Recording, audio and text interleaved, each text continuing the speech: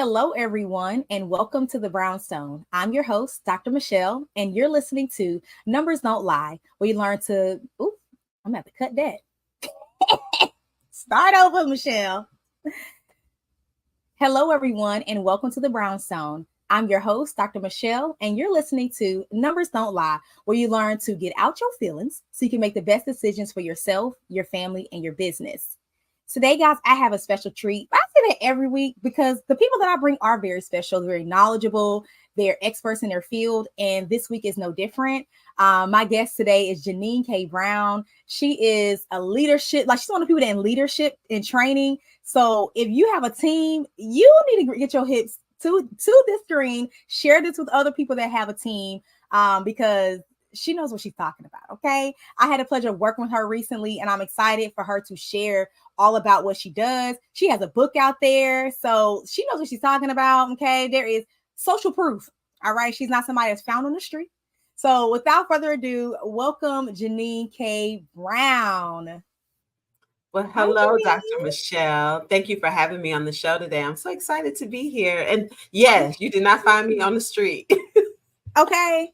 This lady knows what she's talking about. So it's for real, for real. Like I know I say things in a joking But I way. do be out in the streets sometimes, but Okay, I didn't expect that I one. was not found wandering. But she's not for the streets, okay? I am She's not not for for the the street. streets. But seriously, if you do have team, this is an episode you want to tune into, because leadership and keeping your team happy and growing is critical in this time where people have options of who they want to work for. So, Janine, take it away. Tell us about yourself. Well, again, thanks for having me on the show, and to all of your listeners. You all are so fortunate to have this content, and I'm just count it a pleasure to be here. So, I am Janine K. Brown. I am the founder and CEO of Everyday Lead. We are a talent development and retention firm, and we help companies retain talent from intern to retirement who love what they do in the companies they work for. And we do that through the designing strategies around retention that are focused on professional career and leadership development. We do that through the lens of psychological safety. So I believe that people should work in a place where they all can thrive. But I also believe leaders are not leaders by title. They are leaders because they are shepherds, and they are designed to create teams that they become leaders worth following. Y'all couldn't see me if you're listening on the radio, but I'm giving all the snaps. Like, do you see what I mean about if you have teams and you work with people? Like I saw something recently. I'm Jenny, I don't know if you saw that post about someone investing in their team member. And they like it just like turned you did because like you commented on it, and I'm like, oh, I'm so glad you echoed that. But the owner invested in their employee, and things start to immediately turn around. So this is going to be right on for you if Yeah, you can have I team say something members. about that, Dr. Yes, Michelle? You know, the please. idea that you hire people and don't incorporate training throughout the entire time you plan to be there is actually, can I say the word asinine? It's Say like, it. I can't even imagine companies and leaders paying people to do their jobs, but not giving them the tools and the resources to be successful, right? As a leader and a business owner, your knowledge is not enough to develop someone to get the output and to take on the capacity of the work that you want them to have. And I think what happens is entrepreneurs, business owners, and leaders, they get frustrated at the employee for not demonstrating the level of expertise or knowledge that they want, but they haven't made the investment. So you can't be mad at them. You got to be mad at yourself for their performance if you haven't incorporated like real good training into their work, their day-to-day kind of work. Yeah. That is so good. You said, I don't know, this is what I picked up on that really like stuck with me. You said your knowledge is not enough. And if you're into like the entrepreneurial space, or I don't know, for those of you, if you started your own business, a lot of times you get into those places where you started to grow your team, you hear phrases like, hire in areas where you're not strong. Because it's like you need somebody else to help you alongside of it. So I want you to keep that in mind and what Janine just said. Your knowledge is not enough, and you already hire somebody that's not where your strength is. So if you're not equipping them to continue to take your business to the next level, I mean, that sounds like stagnation to me. That's the only thing that's going to happen. And you become frustrated and you feel like I can't find good people. Well, Mm-hmm. you have to make an investment to create the kind of employee that you want. That's good. Well, I recently had the pleasure of working with you to analyze employee engagement responses. So, how important is it for companies to really utilize this type of data or just a survey like that in general to create this inclusive or just a great place to work? Data is everything. It really is, I think, the key to understanding what is happening with your workforce, no matter what size your team is or what size the company is. So, data from about their experiences while they work there, data related to how they're being promoted and when promotions are happening. I think also the data about when they leave, right? So, I think people leaders have to pay attention to their own numbers and their data to understand what's happening in their organization. And I think that's the thing that goes missed all the time. We Mm-hmm. don't spend enough time looking at, well, we seem to lose people around this time of the year. We seem to have women having a different experience in our organization, but they don't really understand why and what it's related to. Mm-hmm. And so then you end up making things up and Mm, making assumptions or making or you're not using the data you have, and so the information that you're sharing about your workforce, and your organization or your company is not really, may not be true, right? It may just be it may be subjective, where it needs to be a lot more objective by being rooted in the data. So working with you with our client was just a pleasure to be able to work with you. It was fascinating for me to see how your brain works when it comes to the numbers. But I will also say my client was very satisfied with the work. They actually asked about you a couple of days ago when we had a oh. meeting. And so, like, because you became a part of our team, right? It was such a Mm-hmm. seamless process for us to work with you on this work. But it's everything. And so, it's even something that we're talking to all of our clients about, like, hey, we need to make sure that whatever we deliver for you is that we're doing it through the lens of your actual employee experience. And so share that data with us. If you don't have that data, let us collect it for you. That's good because a lot of times you said it, but I want to really bring this out. We start to attach our own opinion and it comes from our own perspective. Yeah. So if, and let's just say what it is, if you're in a lot of corporate companies, the top looks a certain way and a lot of times looks different than the general population. It is dominated by white men. So white men have a completely different lived experience than like literally everyone else. Doesn't matter if you're a white woman, black man, you have a completely different lived experience. And so the danger of just assuming what they're thinking or what they meant by something it's totally off because it's literally blurred by your own perspective, which they do not share. Yeah. And it's also interesting too, because all of us have a different lived experience, right? So Mm-hmm. not only do we see it in gender and race differences, but we see it based on what area of the country you grew up in, Mm-hmm. that you were where you were educated, what those experiences are, and how we interact. I remember when I first started my career, graduating college. So I grew up predominantly white high school.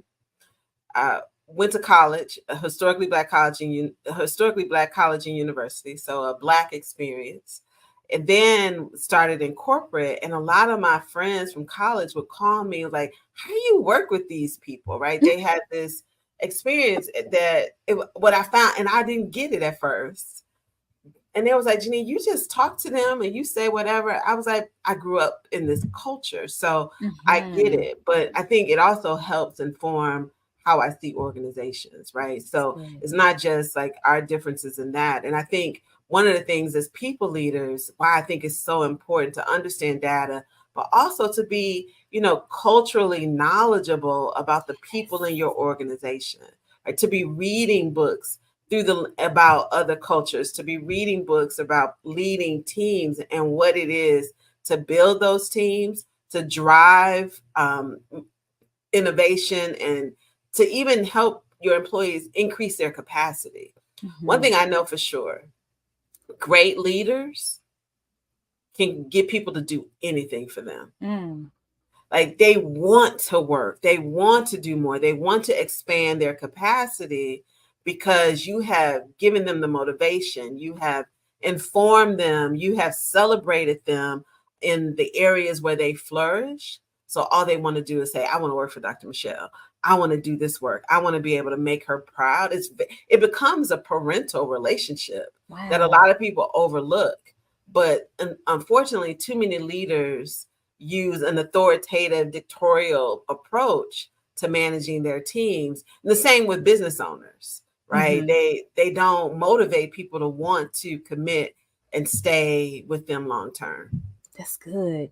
That's good. I was reading, I was on LinkedIn earlier and I was reading a post. No, it's actually Instagram.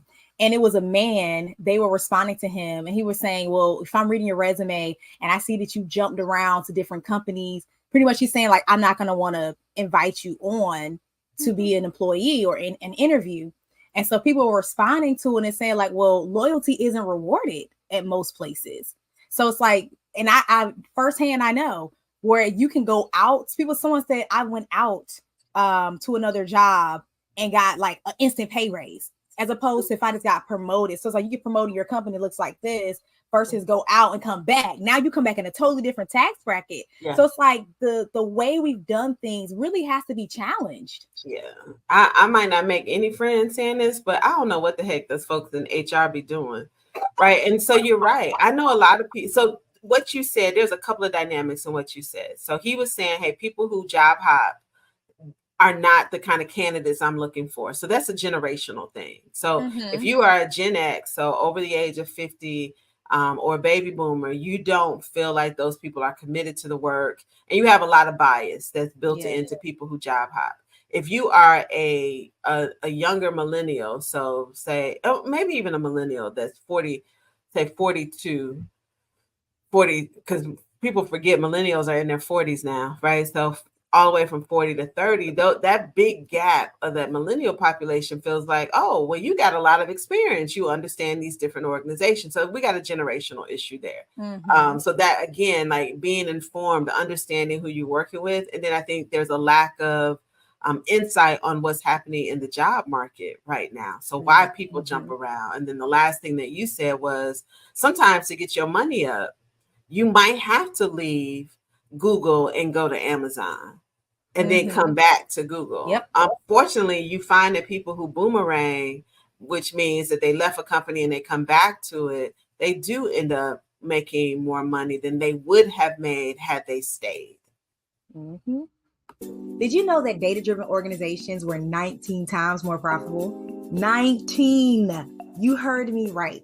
Perhaps you're asking, what is data-driven and how do I become one of those organizations? I'm so glad you asked. I want you to go take a quiz. It's a simple, quick quiz to help you assess if you are in fact one of those organizations. Head over to mogulbeginnings.com/data into dollars quiz now. That's mogulbeginnings.com. You just go to mogulbeginnings.com and it'll show you the data into dollars quiz. Take it now. You'll see if you're on your way to 19xing your profitability. You're listening to Numbers Don't Lie on KCCR Cityscape. We hope you're enjoying the tunes and all the jams. Make sure you visit our website over at brownstoneworldwide.com to learn about all things Brownstone. You can check out Brownstone Living Magazine and all the great things that we have on the website, as well as the shop. You just got to head over to the website, brownstoneworldwide.com. Awesome. That was good. And I'm sorry to the HR people. We sorry for stepping on your toes, but y'all special group. We love you. You know, it's interesting that these systems that are used to create maybe fairness don't always create equity. So I think that's the biggest challenge that, you know, and I have a lot of friends who are HR professionals, and I do understand what they're trying to do. I don't think it always actualizes the way they anticipate it to work. So, yeah. No, I agree. Equity is not a one size fits all. That's the problem with it. You know, that's equality. We're going to treat everybody the same way. And in some instances that may be good, but in a lot of places you have to do some things case by case. Yeah, you do. So my next question is, what are some of the biggest challenges you face when working with companies that say they want to change, but it's just not a comfortable thing? Whoa, that's a big question. Okay, you can take one part of it. I'm sorry, this is one part. That's a big thing. You know, it's interesting. I think organizations want to evolve. Hmm. I don't know if they always want to change, I right? like that. Which That's are probably a better different. way to I say it. think they see an evolution because they're starting to recognize even more because of consultants like me that are telling them that the workforce has changed. The ideas Hmm. around working, right? People are not working to live, they're living, they're not living to work. Is that right? Yeah, Yeah, they're no, not, yeah. yeah, they're not living to work. They, you Hmm. know, they work so that they can live. And Yes. we're in a more social economy now where people are trying to connect. Like, I want to work for you because you see me. I feel connected to this work, the mission, the vision. It aligns with my core values. And so I think, you know, organizations are having to evolve to recognize what sort of culture we're in, right? This isn't the Industrial Revolution. It is definitely a social workforce.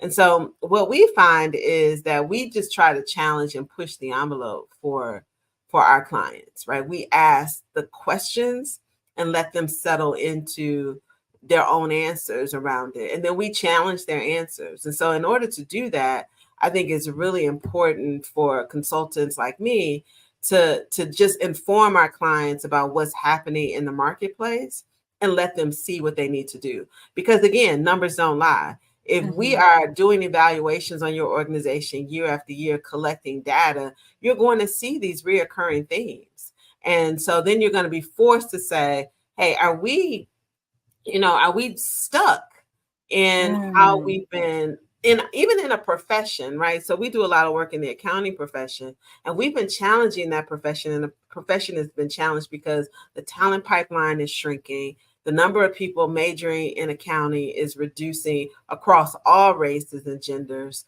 The pay has not increased significantly over since I joined the profession when I was still practicing. And so Mhm. they're having to say, we got to look at this differently because Yeah.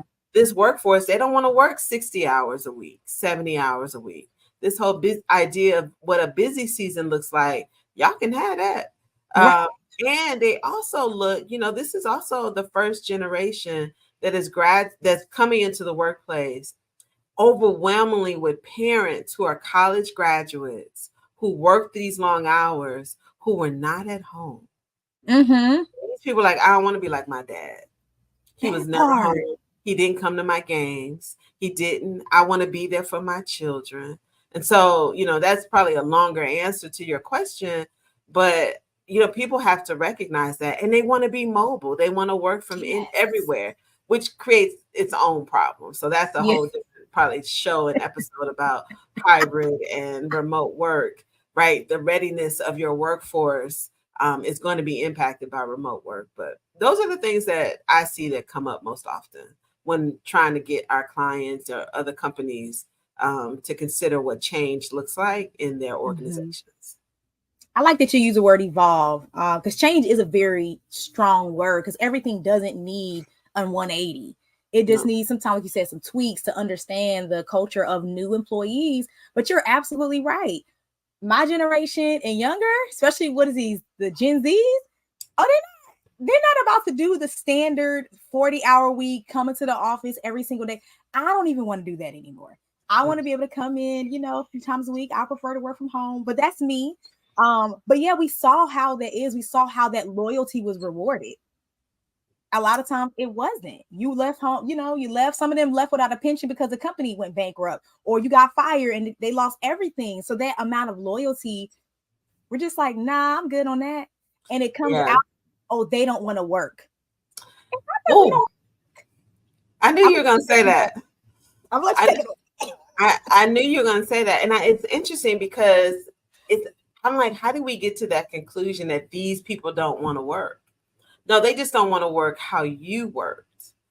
I think this generation and those of us who are watching this generation of employees feel like, oh, they got it right, right? They really Mm, understand the quality of life. And yes. so where I think generations ago, we had life in its own bucket and we had work, and work Mm-hmm. fueled life. And now we have a workforce that's saying, no, I want my life to be the bigger part of everything, like my personal life, how I interact Mm-hmm. with my kids, spending time with my family and friends, travel, exploring, right? These experiences, and then work kind of helps underwrite those things. But I do Yes. also believe that our workforce is going to shrink. Organizations as they evolve, they're going to even start making decisions about, well, how profitable do we really need to be? Not just Wow. want to be. And Mm-hmm. so as that movement starts to expand, organizations and companies are going to start consolidating. So then we won't need all of these people, and automation, increased automation powered by artificial intelligence is going to do that too. I was watching 60, was it? No, maybe I was watching something on Instagram. Again, we do not get all our news from Instagram, right? But I was watching Instagram and made me go, do some additional research on there. There's a burger restaurant in California that is 100% powered by AI. You use a pad to place your order. I think there's some face recognition that I'm sure some people are concerned about, but we do face recognition every time we open our phones. Facts. So and go to the airport. So there's face recognition tied to it, but the burgers, the fries are made and packaged all by machines. And Wow. so those kind of jobs, those trade vocational sort of careers are going to eventually shrink. And so I think we Mm. need thinking about then what's next for organizations. And I think business owners need to be also thinking about, how can I reduce my overhead Mm-hmm. by employing more artificial intelligence. And that sound, I feel like it's about to take a whole nother direction. I'm But sorry. no, you're good. A lot of times that's scary for people where they're like, well, because I think the common phrase is we're going to be replaced by robots. And I don't think that's necessarily true. I think it's one of those things is we have to find, like, everything is changing. Like literally everything is changing. The jobs that demanded physical labor are dwindling. And it's not necessarily a bad thing, but I guess from your perspective, like what does that look like? Like as AI and more automation is taking over, like what does that mean for the college graduate? It's interesting because this has already hit so many industries. We just don't talk about it, right? So Mm-hmm. automotive industry was one of the first and largest Mm-hmm. industries that was directly impacted by robots and machine learning, right? So they were able to reduce these assembly lines with Mm-hmm. humans because they automated with robots and machine learning, moving large parts. So you didn't need four people to move the Yeah. frame of the car. You had a machine that did that, and then the wheels go on automatically. I think that's just where we are. I Yeah. think there's an opportunity though here. I don't think artificial intelligence and technology is going to replace humans. I think humans that do not use it will be replaced. So your That part. refusal to not learn from these tools. So even in my organization, I don't need three or four content designers anymore, Mm-hmm. because I can use an open AI source like ChatGPT to write a framework for a course, right? Mm-hmm. Because we are constantly populating the internet and other places with this content. So if I need to write a supervisor training, I can go to ChatGPT and do it. And guess what? I can also use ChatGPT to write the materials, put the slides together, all of these Yeah. things. So I think what it's going to do for us is allow us to provide more learning, more tools and services and goods to our clients. But if you're in college, you need to be looking at technology as part of whatever it is you're studying. So if you're an I accounting agree. major, you're a management major, you need to be looking at, I need to be taking courses, getting some data analytics courses. I need to be Mm-hmm. taking maybe a coding class. I need to understand how artificial intelligence is going to inform the industry and the work that I plan to do upon graduation. That's good. I'm so glad you said that because it's a common fear. And I feel like it's been a fear every generation, every decade. They're, oh, they're going to replace us or my job. I mean, you got people that still want to go to the coal mines. I'm like, why? Why? Girl, we are not talking about them people. Girl, it's crazy to me, but it always resurfaces at some point. And I love that you said it's not that AI and robots are going to replace us. It's those that choose not to leverage it. There's always, this is my perspective. There's always going to be something to do, always going to be something that needs to be innovated. And if we're always stuck on like the old thing, we're missing out on so many opportunities. There's so many diseases out here that need cures. Like it's always something to do. So I just see the world as so many possible opportunities that just because we don't need people in this arena anymore doesn't mean we don't need people anymore. I agree 100%. So you said something earlier about, you said unstuck, and it made me think about your book that you have. It's called Unstuck and Unstoppable. So could you tell us a little more about your book and then how you use it to work with your clients? Well, thank you so much for mentioning my book. Here it is on screen, Unstuck and Unstoppable, 5 proven strategies to leverage your value, increase your visibility, and gain recognition to accelerate your career. So this is a career book. It's a great book to read with your teams. I found that some of our clients, we picked up clients because one person was reading it and it was like, oh, our whole team or all of our women in our organization should read this book, or all Black employees should read this book or something, right? So it's that kind of book. And I think it's the solution to when you get to a point where what got you here won't take you to the next level. So, relying on, I went to college or I went to a trade school or I've put in all of these hours, right? I always say, I believe in the Malcolm Gladwell theory of 10,000 hours, right, of mastery. And so, but I also feel like sometimes people, we 2 times that 10,000 hours and we're constantly head down, focusing on technical acumen, but we've been so tactical in our careers and are wondering why we're not getting rewarded with promotion or why we don't get the bigger raises is because we haven't developed those wraparound skills that you need for the mastery. So people get stuck in mastery and don't know how to be unstoppable because they haven't built those other skills around networking, communicating your value, right? Being that one man, one woman PR team that's telling everybody the impact that you've made in the work that you do at the organization, that these clients are here because of you.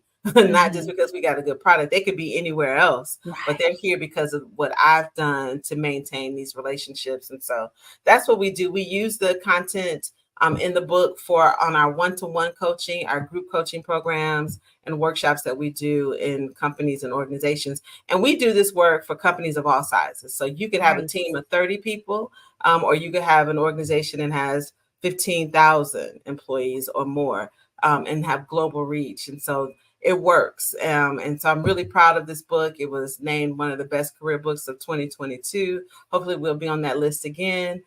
So, those are the things that we're doing. We're actually working on a second edition, Dr. Michele, of this book that'll be coming out this year. It's going to have more content, an additional workbook that people can buy for to accompany and do some additional work along with the book. Let's go, Janine. Girl, tell the people where to find you in this book because you just blew my world just now. Well, you know what? Y'all can reach me on Instagram, and you can access our website there where you can purchase the book. So you can get me on Instagram at Janine_K_Brown.com. And Janine is spelled JeAnnine. So you'll see it there on the screen. But yeah, just hit me up. I respond to my own DMs on Instagram. You can also find me on LinkedIn and all social media platforms as Janine K. Brown. I love that. And thank you again for stopping by and hanging out with me on Numbers Don't Lie. I truly, truly appreciate it. And those that are listening, you can follow me and find me on social media and online, like literally all things Mogul Beginnings. That's MOGUL. You can literally Google it. So many things will come up. Connect with me. And also remember to check out brownstoneworldwide.com for all things in the brownstone. I always have articles out there. Janine has been featured on some other things. So you'll find her as well on brownstoneworldwide.com. So thanks for listening, guys. Have a fantastic rest of your week. And until next